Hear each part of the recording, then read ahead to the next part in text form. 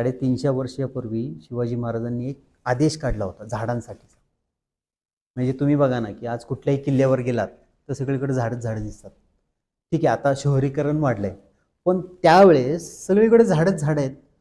तरीही शिवाजी महाराजांचं संवेदनशील मन झाडांसाठी पुढे येत आहे आणि एक आज्ञापत्र काढतायत की झाडांना उगाचच तोडू नका. झाडं ही शेतकऱ्यांची लेकरं आहेत. मग ती प्रेरणा आम्हाला महाराजांकडून मिळाली की नाही, ह्या झाडांना आता वाचवलं पाहिजे. सो ह्या सगळ्या गोष्टींमुळे आम्ही खेळेमुक्त झाड हे लोकांना पटवून देऊ शकलो.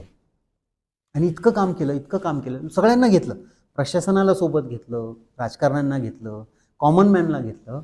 आणि आज आम्ही 15 महानगरपालिकांकडून एक आदेश काढलेला आहे छोटा.